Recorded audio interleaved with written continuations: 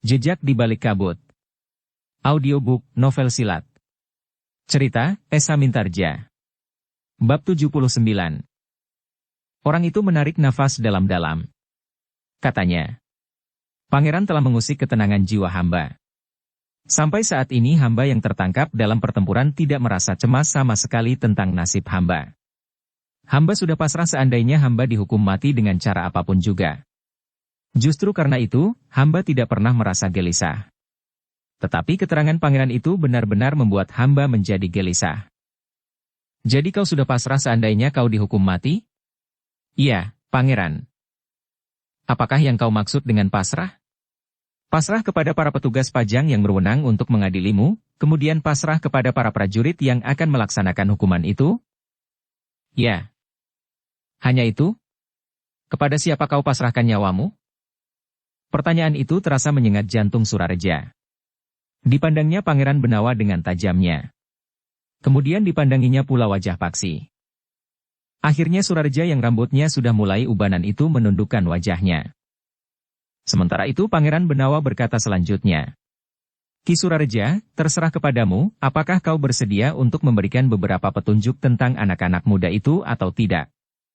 Jika kau masih mempunyai keinginan untuk menyelamatkan anak-anak muda itu dari kegelapan di masa depannya, tolonglah mereka.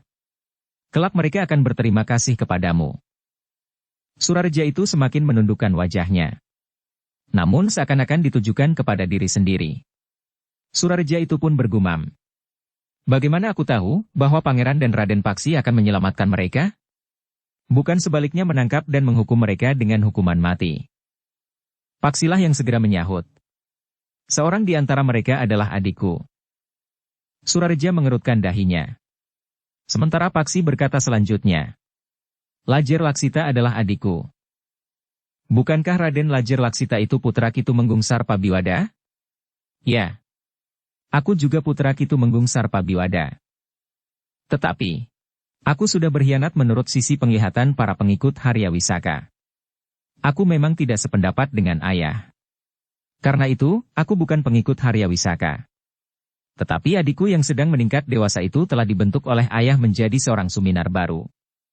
Jika ia tidak diselamatkan, maka nasibnya tentu akan seperti Raden Suminar.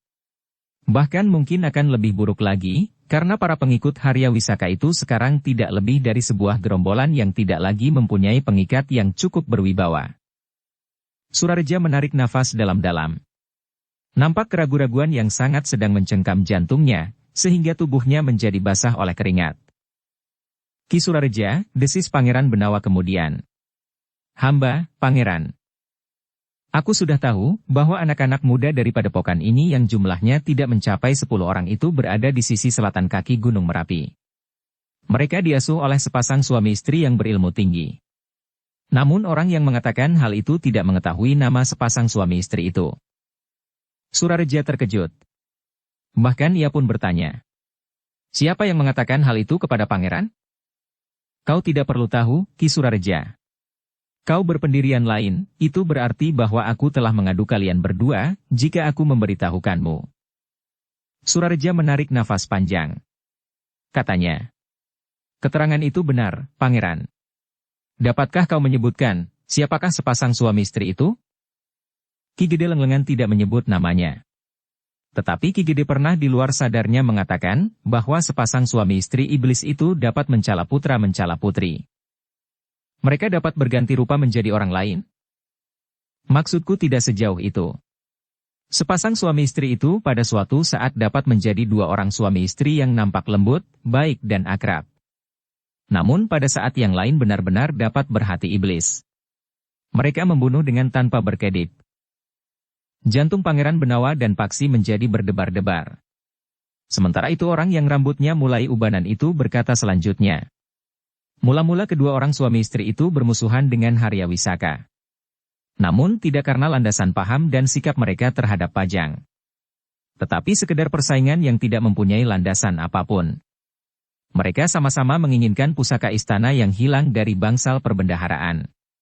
Namun ketika sepasang suami istri itu sempat bertemu dengan Ki Gede Lenglengan yang memang sudah mereka kenal sejak masa muda mereka, maka kedua orang suami istri itu bersedia dan bahkan menjadi pendukung yang kuat dari perjuangan Haryawisaka. Sehingga akhirnya justru mereka mendapat kepercayaan untuk membentuk masa depan beberapa orang anak muda yang semula ditempa di padepokan ini. Pangeran Benawa dan Paksi saling berpandangan sejenak. Meskipun mereka tidak mempunyai kepastian, tetapi tiba-tiba saja angan-angan mereka hinggap pada sepasang suami istri yang aneh yang pernah mereka jumpai di sisi selatan kaki Gunung Merapi. Repak Rembulung dan Pupus Rembulung. Namun mereka pun berkata di dalam hati. Mungkin tidak ada hubungannya sama sekali dengan kedua orang itu. Karena itu, baik Pangeran Benawa maupun Paksi tidak menyahut sama sekali. Dalam pada itu, Pangeran Benawa pun bertanya. Apalagi yang dapat kau katakan tentang sepasang suami istri itu? Tidak ada lagi, Pangeran. Hamba memang tidak banyak mengetahui tentang kedua orang itu. Kau pernah bertemu dengan orang itu? Orang itu menarik nafas dalam-dalam. Namun wajahnya membayangkan keraguan-raguan yang dalam. Kemudian ia pun berkata, aku pernah melihat orang itu. Tetapi jaraknya tidak terlalu dekat. Jadi orang itu pernah datang kemari dan mengetahui bahwa di sini ada sebuah padepokan? Tidak. Tidak di sini. Tetapi di tempat lain. Pembicaraan antara mereka dilakukan di tempat yang juga dirahasiakan. Waktu itu, hamba mendapat kesempatan mengikuti Ki Gede Lenglengan bersama seorang kepercayaannya yang lain. Siapa orang itu? Ki Pranasanggit. Kau dapat menunjukkan kepada kami orang yang bernama Pranasanggit itu? Orang itu sudah terbunuh, Pangeran. Hamba melihat mayatnya pada saat siap dikuburkan. Jadi Pranasanggit itu sudah terbunuh? Paksi menegaskan. Ya, Raden. Jadi kau satu-satunya orang yang dapat memberikan keterangan tentang suami istri itu? Aku sudah mengatakan apa yang aku ketahui, Raden. Paksi menarik nafas dalam-dalam. Agaknya ia memang harus pergi ke kaki Gunung Merapi di sisi selatan. Namun Paksi dan Pangeran Benawa tidak segera meninggalkan padepokan itu. Ia masih mencoba untuk berbicara dengan beberapa orang yang lain. Namun tidak seorang pun di antara mereka yang dapat memberikan keterangan lebih jelas dari laki-laki yang rambutnya sudah mulai ubanan itu. Dalam pada itu, Ki Ajar Permati telah menepati janjinya untuk berada di Manjung, menunggu beberapa orang yang bersedia tinggal bersamanya di padepokan. Padepokan yang kemudian telah menjadi padepokan yang terbuka, karena sudah banyak diketahui orang, terutama para prajurit Pajang. Selama sepekan di Manjung, ternyata Ki Ajar Permati telah menerima lebih dari 10 orang. Ternyata ada seorang anak muda yang datang bersama seorang kawannya yang menyatakan ingin sekali tinggal di padepokan Watu Kambang. Ketika aku menceritakan niatku untuk kembali ke padepokan ini, ia menyatakan keinginannya, apabila diperkenankan, untuk ikut berguru di padepokan Watu Kambang, Ki Ajar. Ki Ajar tersenyum. Katanya, baiklah. Tetapi ia harus menyadari sebelumnya, bahwa berada di sebuah padepokan berbeda dengan bekerja keras. Mungkin sikapku pun akan berbeda. Sebagai seorang guru dan pemimpin padepokan, aku tidak akan seramah sekarang ini. Anak muda itu berpaling kepada kawannya. Dengan nada berat ia pun berkata, nah, kau dengar. Kawannya itu mengangguk. Katanya, ayah juga mengatakan seperti itu. Ayahmu, bertanya Ki Ajar Permati. Iya, Ki Ajar. Ayah juga pernah berguru. Tetapi hanya sebentar. Dengan berat hati ayah harus meninggalkan perguruannya. Kenapa? Ayah dipanggil kakek untuk segera menikah. Kakek sudah sepakat dengan seorang sahabatnya untuk mengikat persaudaraan mereka lebih erat. Dan ayahmu benar-benar pulang? Ya. Ayah minta diri kepada gurunya. Kemudian ayah pun menikah dengan gadis yang sudah ditetapkan. Maka kemudian lahirlah anak-anaknya, termasuk aku. Ki Ajar tertawa. Ia senang mendengar cara anak muda itu bercerita. Katanya kemudian, baiklah, jika kau sudah siap bekerja keras. Dalam pada itu, seorang anak muda yang lain telah membawa adiknya ke Manjung. Dengan ragu-ragu ia pun berkata, Ki Ajar, aku adalah anak yang tertua. Seperti sudah pernah aku sampaikan kepada Ki Ajar, bahwa ayahku sudah tidak ada. Ibuku menjadi semakin tua. Karena itu, aku akan menjadi seorang ayah bagi adik-adikku. Seorang dari adikku itu justru ingin berada di padepokan. Aku sudah mengatakan kepadanya bahwa tinggal di padepokan adalah sama artinya dengan bekerja keras. Tetapi ia benar-benar ingin, sementara ibu pun telah mengizinkannya. Ki Ajar mengangguk-angguk. Dipandanginya seorang remaja yang memasuki masa dewasanya. Tubuhnya nampak kokoh oleh kerja yang sehari-hari dilakukannya. Kulitnya berwarna tembaga oleh sinar matahari yang setiap hari memanggangnya. Baiklah, berkata Ki Ajar Permati. Aku tidak berkeberatan. Biarlah ia bersamaku di padepokan. Terima kasih, Ki Ajar, berkata anak muda yang memasuki usia dewasanya itu. Aku akan patuh dan menjalankan segala perintah dan petunjuk Ki Ajar. Ki Ajar tersenyum. Katanya, kau akan menjadi murid yang baik. Sementara itu, ada 3 orang yang datang atas kehendak mereka sendiri. Mereka termasuk orang-orang yang tertawan. Meskipun mereka tidak termasuk 10 orang yang dipanggil Ki Ajar, tetapi karena mereka mendengar dari seorang di antara ke-10 orang itu, maka mereka pun telah datang untuk menyatakan keinginan mereka tinggal di padepokan itu. Aku tidak mempunyai siapa-siapa lagi, Ki Ajar, berkata seorang di antara mereka. Kedua orang tuaku memang sudah lama meninggal. Sementara itu, selama aku berada di padepokan ini, istriku pun telah meninggal pula. Karena itu, maka aku merasa bahwa sebaiknya aku berada di padepokan Watu Kambang saja.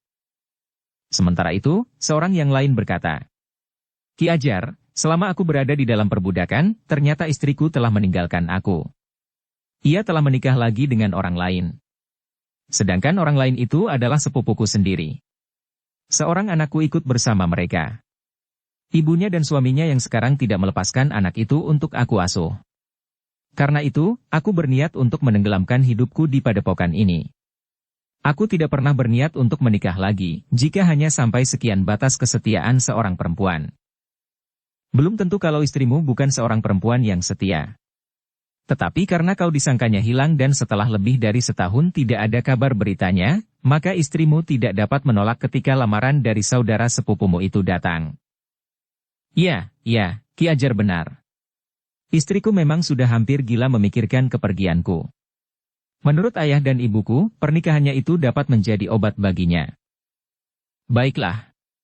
Jika kalian semuanya bersedia untuk bekerja keras bersamaku, maka aku tidak akan berkeberatan atas kehadiran kalian semuanya. Demikianlah, setelah lewat sepekan, maka Ki Ajar pun telah mengajak orang-orang yang menyatakan kesediaannya berada di padepokan itu meninggalkan Manjung. Mereka akan memasuki sebuah dunia yang tidak lagi disekat dan dipisahkan oleh dunia di luarnya, meskipun letak padepokan itu tetap saja terasing. Setelah Ki Ajar berada lagi di padepokan, maka Ki Tumenggung Yudatama pun berniat untuk meninggalkan padepokan itu. Tetapi seperti rencana semula, sebagian dari prajuritnya akan tinggal di padepokan itu. Ki Tumenggung masih memikirkan kemungkinan bahwa Ki Gede Lenglengan akan kembali lagi. Mudah-mudahan tidak, Ki Tumenggung, berkata Ki Ajar Permati. Setelah sekat padepokan ini terbuka, Lenglengan tidak akan tertarik lagi kepada padepokan ini, karena padepokan ini tidak ada perbedaannya dengan padepokan-padepokan yang berdiri di mana-mana. Meskipun demikian, bahwa Ki Tumenggung berkenan meninggalkan sebagian prajurit Pajang, aku mengucapkan terima kasih. Dalam pada itu, Pangeran Benawa dan Paksi pun telah berniat untuk meninggalkan padepokan itu pula. Dengan nada berat Paksi pun berkata, Pangeran, hamba berniat untuk menyusuri lorong-lorong di sisi selatan kaki Gunung Merapi. Mungkin hamba akan berada di sana untuk waktu yang agak panjang. Aku akan pergi bersamamu, Paksi. Pangeran adalah putra Kanjeng Sultan Hadiwijaya. Agaknya kurang baik bagi Pangeran untuk terlalu lama berada di luar istana. Karena itu, apakah tidak sebaiknya Pangeran kembali ke Pajang bersama Ki Tumenggung Yudatama? Sementara itu, biarlah hamba pergi ke sisi selatan kaki Gunung Merapi ini. Aku akan pergi bersamamu, Paksi. Aku sadari bahwa sebaiknya aku segera kembali ke istana. Karena itu, pada saatnya mungkin aku akan meninggalkanmu di sisi selatan kaki Gunung Merapi. Mungkin Kanjeng Sultan telah menunggu kehadiran pangeran di istana. Biarlah Ki Tumenggung Yudatama mengatakan kepada ayahanda bahwa aku akan pergi ke sisi selatan Gunung Merapi. Tetapi tidak akan terlalu lama. Kanjeng Sultan akan dapat menjadi kesepian. Raden Sutawijaya juga tidak berada di Kasatriyan. Bukankah Raden Sutawijaya pergi ke alas mentau? Mungkin Kakang Mas Sutawijaya justru sudah berada di istana sekarang. Paksi menarik nafas dalam-dalam. Ia mengenal Pangeran Benawa dengan baik. Karena itu, ia tidak akan dapat merubah keinginannya untuk pergi bersamanya. Demikianlah, ketika Ki Ajar dan beberapa orang yang bersedia berada di padepokan itu telah siap, Ki Tumenggung pun telah minta diri bersama sebagian dari prajurit-prajuritnya.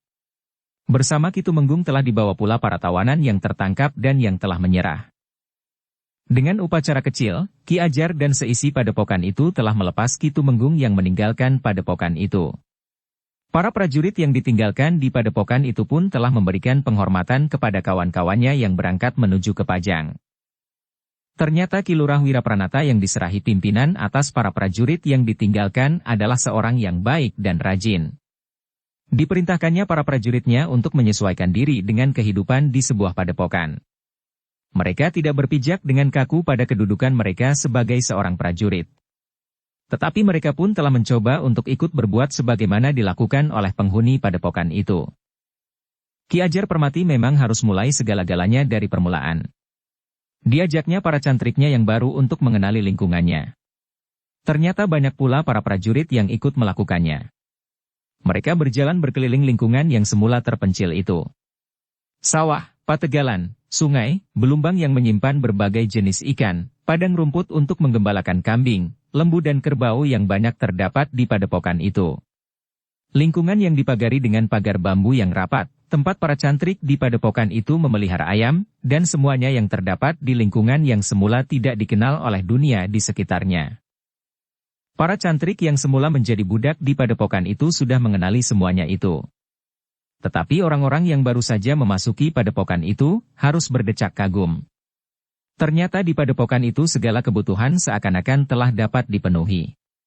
Bahkan di padepokan itu, terdapat juga para cantrik yang pandai membuat kerajinan bambu, kayu dan besi. Ada beberapa perapian pandai besi terdapat di sudut padepokan. Sebuah barak yang panjang untuk mengerjakan pekerjaan kayu dan bambu. Di satu sisi, aku menaruh hormat kepada Ki Gede Lenglengan, berkata Ki Ajar Permati. Tetapi di sisi lain, Ki Gede Lenglengan adalah orang yang terkutuk. Kebengisannya yang tidak terkendali, nafsunya yang melonjak-lonjak di dadanya serta mimpinya yang buruk, membuatnya menjadi orang yang tidak terkendali. Para cantriknya dan para prajurit mendengarkannya dengan sungguh-sungguh. Sementara itu, Ki Ajar pun berkata selanjutnya. Sekarang, kitalah yang tinggal di sini. Yang kita anggap baik akan kita pertahankan. Bahkan jika mungkin kita tingkatkan. Daerah ini bukan lagi daerah tertutup. Karena itu, maka hubungan kita dengan dunia luar akan berjalan lebih mantap. Demikianlah, maka padepokan yang namanya masih tetap dipertahankan oleh Ki Ajar Permati, yaitu Padepokan Watu Kambang, telah mulai dengan langkah pertamanya. Sementara itu, maka Pangeran Benawa dan Paksi pun telah menemui Ki Ajar Permati serta Ki Lurah Wirapranata. Mereka minta diri untuk melanjutkan usaha mereka mencari adik laki-laki Paksi yang telah dipindahkan dari Padepokan Watu Kambang. Apakah Pangeran dan Angger Paksi menemukan petunjuk-petunjuk baru untuk menelusuri jejak adik laki-laki Angger itu? Bertanya Ki Ajar Permati. Tidak begitu jelas, Ki Ajar, jawab Pangeran Benawa. Yang dapat kami ketahui, adik laki-laki Paksi bersama beberapa orang anak muda telah diserahkan kepada sepasang suami istri di sisi selatan kaki Gunung Merapi ini. Apakah Pangeran memerlukan pasukan untuk menangkap kedua orang itu? Bertanya Ki Lurah Wirapranata. Tidak, Ki Lurah. Kami masih harus menemukan siapakah kedua orang suami istri itu.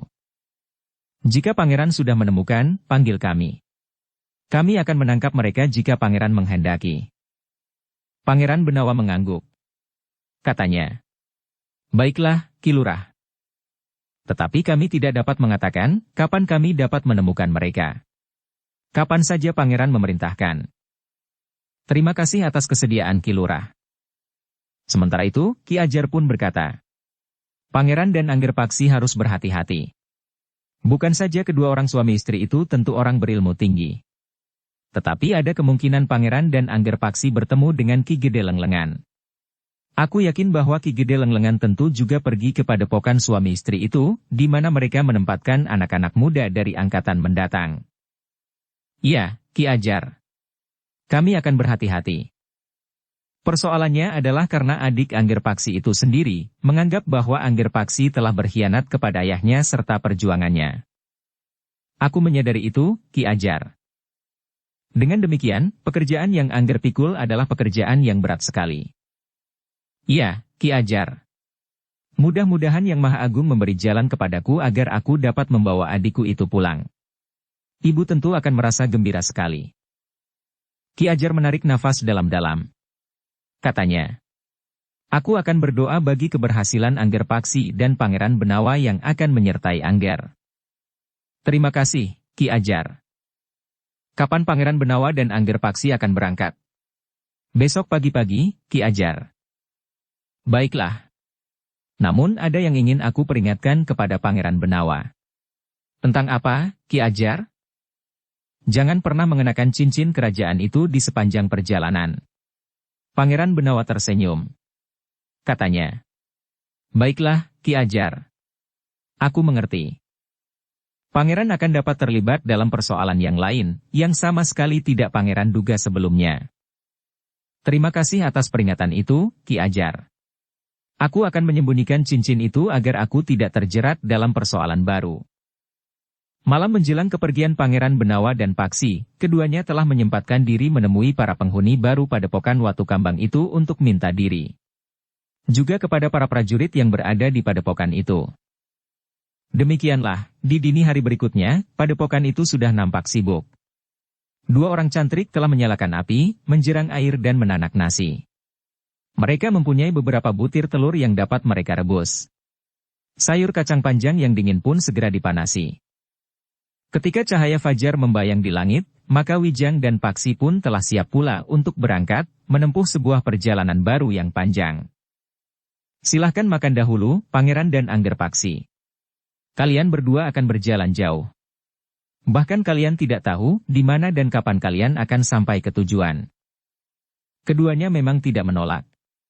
Mereka pun kemudian makan pagi lebih dahulu sebelum berangkat meninggalkan padepokan. Baru ketika langit menjadi semakin terang, menjelang matahari terbit, keduanya sekali lagi minta diri kepada penghuni padepokan itu serta para prajurit untuk meninggalkan padepokan Watu Kambang. Selamat jalan, Pangeran. Selamat jalan, Angger Paksi, desis Ki Ajar Permati. Aku mohon kalian berdua datang lagi ke padepokan ini. Kapanpun. Pangeran Benawa tersenyum. Katanya, tentu, Ki Ajar. Pada suatu hari kami akan singgah di padepokan ini. Sejenak kemudian, maka Pangeran Benawa dan Paksi itu pun telah keluar dan regol padepokan. Mereka akan melewati bulak di antara sawah yang digarap oleh para cantrik dan orang-orang yang telah diperbudak oleh Ki Gede Lenglengan. Untuk beberapa saat mereka berjalan di jalan yang rata dan nampak terpelihara di antara tanaman yang nampak hijau subur. Air yang jernih mengalir di parit yang membujur panjang di pinggir jalan itu. Beberapa batang pohon turi tumbuh di atas tanggul parit, yang dapat menjadi tempat berlindung bagi mereka yang berjalan di bawah teriknya matahari. Di kejauhan nampak hutan lereng pegunungan yang hijau lebat melindungi lingkungan dari ganasnya air hujan. Ketika cahaya matahari pagi nampak bagaikan membakar langit, maka keduanya telah sampai di sekat yang memisahkan padepokan itu dari dunia di sekitarnya. Namun sekat itu seakan-akan sudah runtuh pada saat pasukan Pajang memasuki padepokan yang tertutup itu. Padepokan yang ternyata menjadi bagian dari landasan kekuatan Harya Wisaka, justru untuk jangka yang panjang. Pangeran Benawa yang dalam pengembaraannya mengenakan nama Wijang, serta Paksi itu pun kemudian mulai menuruni kaki Gunung Merapi melalui tanah yang miring, berbatu-batu padas ditebari dengan batu-batu yang besar berserakan di mana-mana. Untuk beberapa saat mereka berjalan di atas tanah yang sama sekali tidak layak untuk dilalui. Tidak ada lorong sekecil apapun. Tidak ada jalan setapak yang menandai bahwa lingkungan itu sering didatangi orang meskipun jarang-jarang. Namun agaknya dalam waktu dekat, maka di atas tanah yang berbatu-batu padas di sela-sela batu-batu raksasa itu, akan menjelujur jalan setapak menuju ke padepokan Watu Kambang. Dalam pada itu, Wijang dan Paksi telah sepakat untuk lebih dahulu pergi ke Manjung. Mereka ingin melihat keadaan Manjung setelah mereka tidak lagi diancam oleh para pengikut Ki Gede Lenglengan. Mereka tidak perlu lagi takut dirampok di atas sasak penyeberangan yang menuju ke Nglungge. Demikian pula sebaliknya. Penginapan di Manjung dan Mlungge pun tidak lagi dicemaskan oleh kedatangan sekelompok orang-orang bersenjata yang akan merampas bekal dan harta benda orang-orang yang menginap. Kedatangan Wijang dan Paksi di penginapan di Manjung disambut dengan ramah sekali oleh pemilik penginapan itu. Meskipun pemilik penginapan itu tidak mengetahui dengan pasti dengan siapa ia berhadapan, namun ia tahu bahwa kedua orang itu tentu mempunyai peran yang penting pada saat prajurit Pajang menghancurkan padepokan yang sebelumnya tidak diketahuinya itu. Aku persilahkan kalian berdua menginap di penginapanku kapan saja kalian kehendaki, berkata pemilik penginapan itu. Terima kasih, sahut Wijang. Namun yang kemudian berkata, kami tidak akan menginap. Kami datang untuk memberikan peringatan. Peringatan, orang itu mengerutkan dahinya. Mungkin keadaan sudah menjadi jauh lebih baik sekarang. Meskipun demikian, sebaiknya di penginapan ini masih harus ada petugas-petugas untuk menjaga segala kemungkinan. Mungkin sisa-sisa penghuni padepokan yang sudah dihancurkan itu. Mungkin justru perampok dari tempat lain yang mendengar peristiwa yang terjadi di sini serta melihat bahwa penginapan ini seakan-akan menjadi lengah. Dengan sedikit perhitungan, mereka dapat memanfaatkan keadaan yang berkembang di daerah ini. Pemilik penginapan itu mengangguk-angguk sambil berkata, terima kasih atas peringatan ini. Aku akan memanggil orang-orangku yang dahulu. Mungkin mereka tidak lagi dibayangi ketakutan sekarang ini. Untuk menghadapi gerombolan perampok yang lain, yang tentu tidak akan sekuat para penghuni padepokan itu, orang-orangku itu akan dapat mengatasinya. Tolong sampaikan pesan ini juga kepada pemilik penginapan di Mlungge, agar orang-orang yang menginap menjadi lebih tenang. Namun Wijang dan Paksi tidak terlalu lama berada di rumah pemilik penginapan itu. Meskipun pemilik penginapan itu mencoba menahannya, namun keduanya terpaksa meninggalkan penginapan itu karena mereka sudah berniat untuk mulai dengan perjalanan mereka menuju ke sisi selatan kaki Gunung Merapi. Demikian mereka mulai dengan perjalanan mereka, maka Wijang pun berkata, agaknya kita akan menuju ke arah yang sama dengan Ki Gede Lenglengan. Paksi mengangguk-angguk. Ia pun sadar bahwa Wijang ingin memperingatkannya, bahwa mereka mungkin sekali akan bertemu dengan Ki Gede Lenglengan di perjalanan. Jika demikian, maka itu akan berarti bahwa mereka akan bertemu dengan orang yang ilmunya sangat tinggi. Orang yang tidak dapat ditangkap oleh Ki Ajar Permati meskipun mereka sudah bertemu di medan. Meskipun keduanya akan menempuh perjalanan panjang melalui jalan yang kadang-kadang mendaki, namun kadang-kadang bagaikan menukik turun, keduanya tidak mengalami kesulitan. Keduanya telah memiliki pengalaman pengembaraan yang cukup. Tetapi kadang-kadang mereka sampai juga di jalan datar yang panjang, di antara sawah yang nampak hijau terbentang dari Cakrawala sampai ke Cakrawala. Namun mereka pun sering pula menyusup jalan yang menembus padukuhan-padukuhan yang keadaannya sangat berbeda-beda. Kadang-kadang mereka berjalan di padukuhan yang nampak cerah, bersih dan dihuni oleh orang-orang yang tataran hidupnya cukup baik. Namun mereka juga melewati padukuhan-padukuhan yang nampak muram. Di sebelah menyebelah jalan nampak rumah yang sederhana meskipun halamannya cukup luas. Tetapi tanaman yang tumbuh di atasnya, daunnya tidak nampak hijau dan rimbun. Tetapi jarang dan agak kekuning-kuningan. Ketika mereka sampai di sebuah padukuhan yang nampak gersang itu, Wijang pun berkata, padukuhan ini memerlukan perhatian khusus. Nampaknya tanahnya kering dan tandus. Ya. Tetapi aku juga tidak melihat jalur-jalur parit di sekitar padukuhan ini. Paksi mengerutkan dahinya. Sementara Wijang pun berkata, sebenarnya lingkungan ini cukup basah. Jika saja dibuat parit, maka air akan mengalir dari lereng. Agaknya tidak ada orang yang mengarahkannya. Atau orang-orang padukuhan ini memang orang-orang malas. Belum lagi 20 langkah, Wijang dan Paksi itu melihat 3 orang laki-laki yang masih terhitung muda, duduk-duduk sambil memeluk lutut di mulut sebuah lorong. Paksi menarik nafas dalam-dalam. Katanya, itulah agaknya yang mereka lakukan sehari-hari. Tentu bukan hanya 3 orang itu. Tetapi masih banyak yang lain yang kerjanya hanyalah duduk-duduk sambil memeluk lutut. Wijang mengangguk-angguk. Katanya, rasa-rasanya hati ini tergelitik untuk berbicara dengan mereka. Jika saja aku bukan putra ayahanda Sultan, aku dapat menutup mata melihat keadaan seperti ini. Paksi mengangguk sambil berdesis. Itu adalah kepedulian pangeran terhadap rakyatnya. Namaku Wijang. Putra Kanjeng Sultan Hadiwijaya namanya bukan Wijang. Wijang memandang Paksi dengan tajam. Namun kemudian ia tersenyum. Katanya, "Ya, kau benar, Paksi. Aku keliru. Seharusnya aku berkata bahwa setiap orang harus mempedulikan lingkungannya. Termasuk kita. Wijang dan Paksi. Kita tidak dapat membiarkan mereka tertinggal dalam kehidupan mereka yang apa adanya tanpa berusaha untuk dapat meningkatkannya." Paksi pun tertawa pendek. Dengan nada berat ia pun berkata, "Apakah kita akan melakukannya sekarang? Apa salahnya? Kita akan berbicara dengan mereka. Jika mereka mau mendengarkan, syukurlah. Jika tidak, bukankah kita tidak kehilangan apa-apa? Kita akan berbicara dengan ketiga orang itu? Tidak. Kita akan berbicara dengan Ki Bekel. Jika demikian, maka kita akan mencari rumah Ki Bekel." Wijang mengangguk-angguk. Beberapa puluh langkah lagi, keduanya tertegun. Mereka melihat dua orang perempuan duduk di tangga sebuah regol halaman yang sudah agak miring karena tidak terpelihara. Seorang dari mereka sedang sibuk mencari kutu rambut dan yang seorang lagi sambil asyik berbicara tanpa henti-hentinya. Itu adalah bayangan dari seluruh kehidupan di padukuhan ini, Paksi, desis Wijang. Aku akan bertanya kepada mereka, di manakah rumah Ki Bekel dari padukuhan ini? Wijang mengangguk-angguk. Katanya, "Bertanyalah. Hati-hati.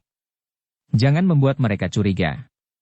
Agaknya mereka tidak ingin terusik dari kehidupan mereka yang tenang dan tenteram. Tetapi tanpa greget sama sekali. Yang mereka jalani sekarang adalah apa yang telah mereka jalani kemarin. Apa adanya tanpa usaha peningkatan sama sekali." Wijang tidak menjawab. Sementara itu, Paksi pun telah melangkah mendekati dua orang perempuan yang duduk di tangga regol itu. Kedua orang perempuan itu memang terkejut. Tetapi jauh-jauh Paksi sudah mengangguk hormat sambil berkata, "Maaf, Bibi. Apakah aku boleh bertanya?" Sikap Paksi itu membuat kedua orang itu menjadi tenang. Seorang di antara mereka segera bangkit berdiri dan bertanya, "Ada apa, anak muda?" "Bibi, di manakah rumah Ki Bekel padukuhan ini?" "Ki Bekel? Apakah kau akan menemui Ki Bekel?" "Ya, Bibi." "Untuk apa?" "Sekedar memperkenalkan diri." Perempuan itu memandang Paksi dari ujung kakinya sampai ke kepalanya.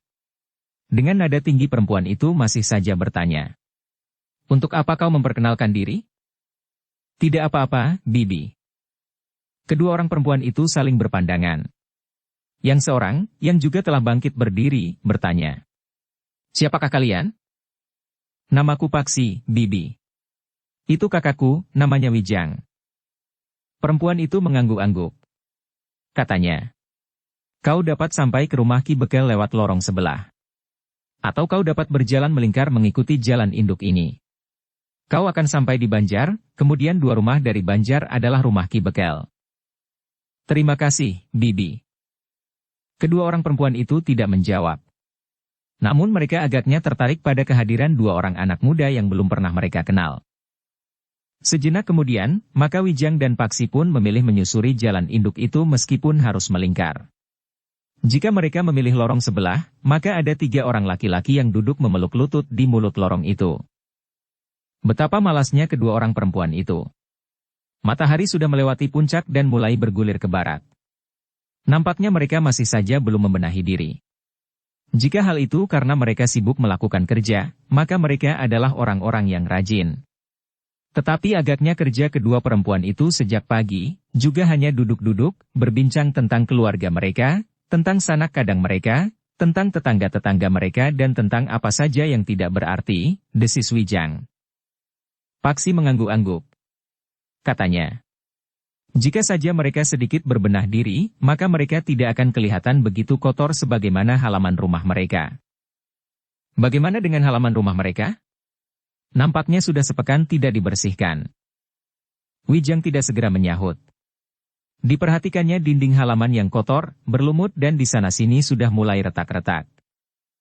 Beberapa saat kemudian, seperti yang dikatakan oleh perempuan itu, mereka pun sampai di depan Banjar. Banjar itu nampak sepi dan juga kurang terpelihara. "Kita sudah hampir sampai," berkata Wijang. Paksi mengerutkan dahinya. Katanya, tidak banyak anak di sini. Aku baru melihat 2 orang anak yang berlari-larian di halaman. Iya, sahut Wijang. Tetapi mungkin anak-anak itu sedang menggembala kambing atau sedang merumput di pategalan. Paksi tidak sempat menyahut. Mereka sudah sampai di pintu regol halaman sebuah rumah yang nampaknya lebih besar dari rumah-rumah di sekitarnya. Lebih terawat dan halamannya yang luas juga nampak lebih bersih. Agaknya inilah rumah Ki Bekel, berkata Paksi. Ya. Rumah ini lebih besar dari yang lain. Marilah. Keduanya pun segera memasuki regol halaman rumah Ki Bekel itu. Ketika seorang yang sedang duduk di tangga pendapa melihat kehadiran kedua orang anak muda itu, maka orang itu pun bangkit dan menyongsongnya. Apakah ini rumah Ki Bekel? Bertanya Wijang. Kami akan menangkap mereka jika pangeran menghendaki. Ya. Rumah ini adalah rumah Ki Bekel, jawab orang itu. Apakah aku dapat menemuinya? Untuk apa? Ada sedikit pesan bagi Ki Bekel. Orang itu termangu-mangu sejenak. Namun kemudian ia pun menjawab. Ki Bekel masih tidur. Tadi juga ada seorang yang mencarinya. Tetapi orang dari padukuhan ini saja. Masih tidur? Maksudmu sejak pagi Ki Bekel belum bangun? Belum, Kisanak. Semalam Ki Bekel berada di rumah tetangga sebelah yang melahirkan anaknya yang pertama. Ikut berjaga-jaga dan membaca tembang. Semalam suntuk? Tidak. Menjelang tengah malam, Ki Bekel baru pulang. Menjelang tengah malam? Ya. Lalu tidur sampai sekarang? Ya. Bagaimana dengan kebiasaan Ki Bekel di hari-hari lain? Jika Ki Bekel tidak berjaga-jaga di tempat orang yang sedang melahirkan atau mengunjungi perhelatan. Ki Bekel tidak terlalu sering tidur terlalu malam. Kalau bangun? Biasanya Ki Bekel bangun lebih pagi. Pada saat matahari sepenggalah, Ki Bekel tentu sudah bangun. Sampai matahari sepenggalah? Iya, kenapa? Bukankah biasa seseorang bangun saat matahari sepenggalah? Wijang dan Paksi saling berpandangan sejenak. Agaknya Ki Bekel pun seorang pemalas, sehingga seluruh padukuhan seakan-akan telah menirukannya, menjadi seorang pemalas pula. Kapan Ki Bekel akan bangun? Bertanya Paksi. Aku tidak tahu, Kisanak. Apakah Ki Bekel dapat dibangunkan? Tidak ada yang berani membangunkannya. Nyi Bekel pun tidak. Apalagi orang lain. Jika ada masalah yang penting, yang berkepentingan harus menunggu. Jika masalah itu penting sekali sehingga harus mendapat penanganan dengan cepat. Bukankah ada bebahu yang lain? Jadi orang yang berkepentingan harus mencari bebahu yang lain. Siapa? Menurut kepentingannya. Jika persoalannya menyangkut tentang ketenangan dan tata tertib, maka itu adalah tugas Ki Jagabaya. Mengenai persoalan-persoalan yang bersifat umum yang menyangkut hubungan antara keluarga padukuhan ini, adalah urusan Ki Kamitua. Jika persoalannya menyangkut sawah dan pategalan, itu adalah urusan bebahu yang lain lagi. Wijang dan Paksi mengangguk-angguk. Namun Wijang pun kemudian berkata, Kisanak, jika demikian, biarlah kami menunggu. Mungkin di Banjar atau di mana saja. Kau tidak usah pergi ke Banjar. Jika kau memang akan menunggu, tunggulah di Serambi Gandok itu. Wijang dan Paksi termangu-mangu sejenak. Namun kemudian Wijang pun berkata, Baiklah. Kami akan menunggu di sini. Nah, jika kau akan menunggu, silahkan duduk di Serambi Gandok. Mungkin kau merasa lebih bebas duduk di Serambi daripada di Pendapa. Wijanglah yang menjawab. Terima kasih, Kisanak. Kami akan menunggu di Serambi. Keduanya pun kemudian dipersilahkan duduk di Serambi, di atas sebuah amben bambu yang memanjang. Beberapa saat lamanya mereka duduk di Serambi sambil berbincang tentang padukuhan yang kering itu. Tetapi Ki Bekel masih juga belum menemuinya. Agaknya Ki Bekel itu masih belum bangun juga. Sementara itu, orang yang mempersilahkan mereka duduk itu pun tidak nampak lagi di Pendapa. Sampai kapan kita harus menunggu? Bertanya Paksi. Kita tunggu sebentar lagi. Bukankah kita perlu bertemu dengan Ki Bekel itu untuk menunjukkan kepedulian kita? Paksi menarik nafas dalam-dalam. Sementara itu Wijang pun berkata pula. Biarlah kita sedikit bersabar. Ketika mereka mendengar langkah di pintu seketeng, maka yang mereka lihat kemudian keluar dari pintu itu adalah orang yang mempersilahkannya duduk di serambi sambil membawa minuman hangat serta beberapa potong makanan. Ketika orang itu meletakkan sebuah nampan kayu di amben panjang itu, Paksi pun bertanya, "Apakah Ki Bekel sudah bangun?" "Sudah, Kisanak. Baru saja." "Kisanak sudah menyampaikan kedatangan kami kepada Ki Bekel?" "Sudah. Aku sudah mengatakan bahwa ada 2 orang yang menunggu di serambi Gandok." "Apakah Ki Bekel akan menemui kami?" "Ya. Ketika aku mengatakan bahwa ada 2 orang yang belum aku kenal datang untuk bertemu dengan Ki Bekel, maka Ki Bekel pun mengatakan bahwa ia akan segera menemui Kisanak berdua." "Terima kasih, Kisanak. Kami akan menunggu. Silahkan minum, Kisanak. Silahkan makan apa adanya." "Terima kasih," jawab Wijang.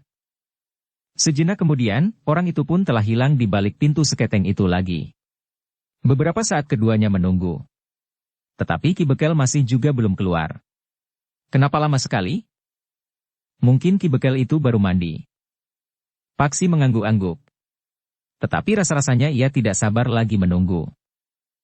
Ketika kesabaran mereka yang menunggu di serambi itu hampir habis, maka mereka melihat seseorang keluar dari pintu peringgitan. Sejenak ia berdiri termangu-mangu. Namun kemudian orang itu melambaikan tangannya, memberi isyarat agar Wijang dan Paksi naik ke peringgitan. "Kita pergi ke peringgitan," desis Wijang. Paksi mengangguk. Demikianlah, maka keduanya pun segera melangkah turun dari serambi Gandok. Namun demikian mereka melangkah, orang itu pun berteriak, "Bawa minumanmu dan makanan itu kemari." Wijang dan Paksi tertegun. Sejenak mereka saling berpandangan. "Baiklah," desis Wijang. "Kita bawa minuman kita dan makanan itu ke peringgitan." Sejenak kemudian, maka Wijang dan Paksi pun telah duduk di peringgitan ditemui oleh laki-laki yang baru saja bangun tidur. Ternyata ia masih belum juga mandi. Bahkan sekali-sekali orang itu masih menguap sambil menggosok matanya. "Semalam aku berada di rumah tetangga yang melahirkan anaknya yang pertama," desis orang itu. "Bukankah aku menghadap Ki Bekel?" bertanya Wijang. "Ya, aku Bekel di sini. Tetapi dengar kata-kataku, semalam aku berjaga-jaga di rumah tetangga sebelah yang telah dikaruniai seorang bayi laki-laki." "Semalam suntuk, Ki Bekel?" bertanya Paksi meskipun ia sudah tahu bahwa Ki Bekel pulang menjelang tengah malam. "Tidak. Tetapi aku pulang menjelang tengah malam." Paksi mengangguk-angguk. Sementara itu, Ki Bekel sambil menguap tanpa menutup mulutnya dengan tangannya, bertanya, "Siapakah kalian?" "Namaku Wijang, Ki Bekel." "Ini adikku, Paksi." Ki Bekel mengangguk. Dengan nada datar ia pun bertanya pula, "Untuk apa kalian datang kemari?" "Maaf, Ki Bekel. Kami adalah perantau yang sudah menjelajahi 1000 lembah dan ngarai. Kami sudah melintasi dataran yang luas serta mendaki lereng-lereng pegunungan." "Untuk apa hal itu kau katakan kepadaku?" "Sekedar pengantar, Ki Bekel. Aku hanya ingin mengatakan bahwa sudah banyak padukuhan yang aku kunjungi. Lalu, aku mencoba untuk memperbandingkan kesuburan tanah di setiap padukuhan yang aku lewati. Aku tahu arah bicaramu, potong Ki Bekel. Kau akan mengatakan bahwa tanah di padukuhan ini nampak kering dan gersang. Bukankah begitu?" "Aku tidak bermaksud menyinggung perasaan Ki Bekel. Jika aku mengatakan bahwa tanah di padukuhan ini nampak kering dan gersang, justru aku merasa ikut prihatin akan keadaan ini. Kau tidak usah ikut berprihatin. Kami yang tinggal di sini tidak pernah merasa prihatin. Inilah yang ada pada kami. Kami harus menerimanya apa adanya tanpa merasa prihatin." "Aku sependapat, Ki Bekel. Tetapi jika kita dikaruniai akal budi, apakah tidak sebaiknya kita pergunakan? Demikian pula tenaga dan kemampuan kita." "Wah." Ki Bekel itu dengan serta-merta memotong. "Kau anak kemarin sore sudah menggurui aku. Lihat, rambutku sudah ubanan. Seharusnya kau hormati orang-orang tua. Apakah ayah dan ibumu tidak pernah mengajarimu unggah-ungguh?" "Tentu, Ki Bekel. Aku hormati orang-orang tua. Ayah dan ibu kami mengajari kami, agar kami selalu menghormati orang-orang tua. Jadi kenapa kau sekarang mengajari kami?" Ki Bekel, terus terang kami merasa prihatin melihat tanah kering dan tandus di padukuhan ini. Padahal seharusnya tanah di padukuhan ini dapat menjadi jauh lebih subur. Kau jangan mengguncang ketenangan hidup di padukuhan ini, anak muda. Biarlah yang terjadi di padukuhan ini kami terima dengan senang hati. Ada sebagian bulak kami yang subur di lereng gumuk itu. Selebihnya, inilah apa adanya. Ki Bekel, berkata Wijang. Jika Ki Bekel berkenan, kami akan berada di padukuhan ini barang 1-2 hari. Kami berjanji untuk menunjukkan cara terbaik yang dapat dilakukan oleh padukuhan ini, agar padukuhan ini tidak menjadi padukuhan yang kering dan tandus. Ki Bekel tertawa. Katanya, apa yang dapat kau lakukan dalam 1-2 hari? Apakah kau seorang yang mempunyai kekuatan ajaib sehingga dapat menjadikan daerah ini subur? Tidak, Ki Bekel. Kami hanya dapat menunjukkan caranya. Segala sesuatunya tergantung kepada Ki Bekel dan rakyat padukuhan ini. Sudahlah, anak muda. Kita tidak mau mempersulit diri. Hidup kami sudah mapan. Padukuhan ini adalah padukuhan yang tenang dan tenteram. Aku tidak mau padukuhan ini menjadi gelisah karena nafsu ketamakan yang mencengkam setiap jantung penghuninya. Mereka akan berlomba-lomba dan berebut harta milik keduniawian. Bukankah kita dibenarkan untuk mendapatkan yang terbaik di dunia ini? Tetapi kita harus menempuh cara yang benar. Sedangkan apa yang kita miliki kemudian, juga akan dapat berarti bagi orang lain. Ki Bekel itu pun tertawa. Sekali lagi ia menguap tanpa menutup mulutnya dengan tangannya. Bahkan tangannya telah memungut sepotong makanan untuk menyuapi mulutnya. Terima kasih, anak-anak, berkata Ki Bekel. Aku senang bertemu dengan anak-anak yang mau mengajari orang setua aku. Baiklah, sekarang habiskan minuman kalian. Makanlah makanan yang masih ada ini. Aku tidak berkeberatan jika kalian akan berada di sini 1 atau 2 hari. Tetapi sebaiknya kalian tidak menyinggung perasaan orang-orang tua di sini. Tidak, Ki Bekel. Jika Ki Bekel tidak berkeberatan, aku akan berbicara dengan anak-anak mudanya. Tidak dengan orang-orang tua. Jika anak-anak mudanya dapat mengerti apa yang aku katakan, mudah-mudahan padukuhan ini tidak menjadi padukuhan yang semakin lama menjadi semakin kering dan tandus. Jika hal itu terjadi, maka semua yang tumbuh di padukuhan ini akan kering. Pepohonan akan berdaun kuning. Sawah hanya dapat ditanami di musim hujan. Sedangkan pategalan hampir tidak memberikan hasil apa-apa sepanjang tahun. Apakah kita harus menggugat, kenapa tanah kami menjadi kering dan tandus? Ya.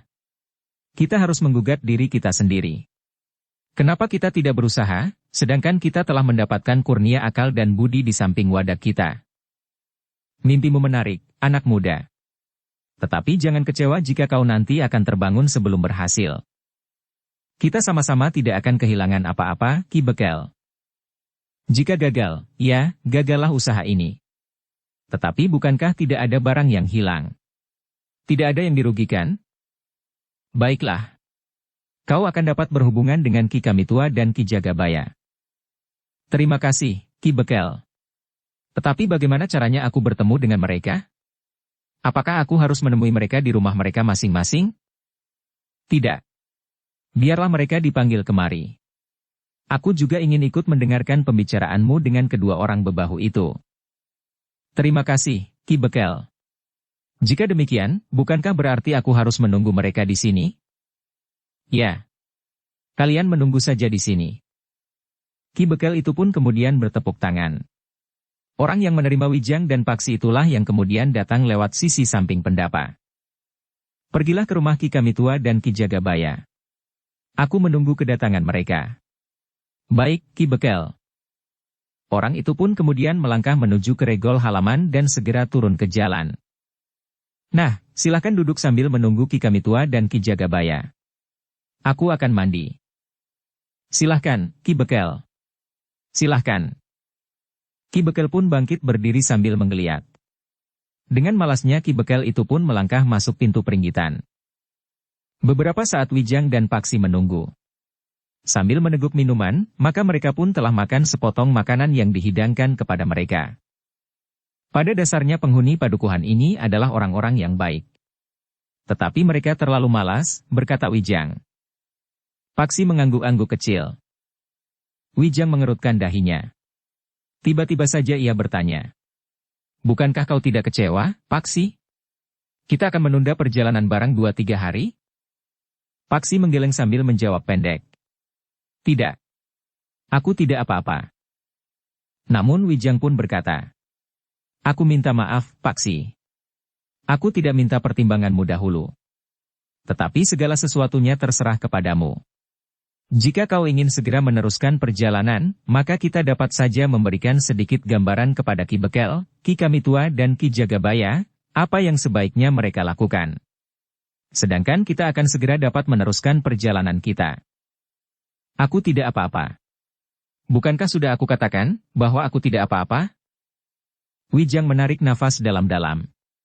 Di dalam hatinya ia berkata, seharusnya aku minta persetujuannya lebih dahulu untuk menunda perjalanan barang 2 atau 3 hari. Tetapi semuanya telah terlanjur. Karena itu, maka Wijang pun hanya dapat menyesali keterlanjurannya itu. Beberapa saat kemudian, maka orang yang mendapat perintah dari Ki Bekel untuk memanggil Ki Kamitua dan Ki Jagabaya itu telah datang bersama seorang laki-laki yang bertubuh tegap, berkumis tebal dan berjambang panjang. Ketika kemudian orang itu duduk di peringgitan, maka orang itu pun telah memperkenalkan dirinya. Aku Kamitua di sini. Oh, Wijang dan Paksi yang telah lebih dahulu menyebut namanya, mengangguk-angguk. Mereka mengira bahwa orang itu adalah Ki Jagabaya.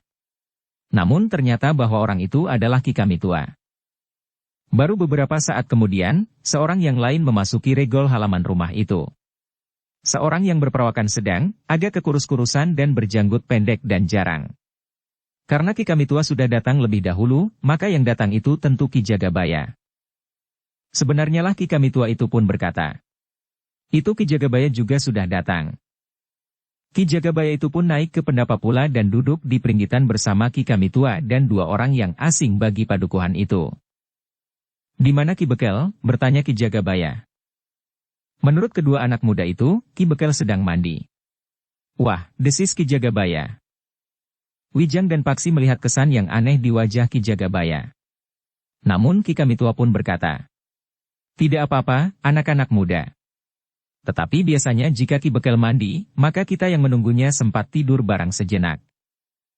Lama sekali, bertanya Paksi. Lama sekali. Apalagi jika Ki Bekel itu mandi keramas. Jika kita mulai mencuci beras dan menanaknya, nasi itu tentu sudah masak. Apa boleh buat, berkata Ki Kamitua. Ki Jagabaya pun mengangguk-angguk sambil menyahut. Ya, tentu hanya itu saja yang dapat kita katakan, apa boleh buat. Ki Kamitua mengerutkan dahinya. Namun kemudian ia pun tertawa.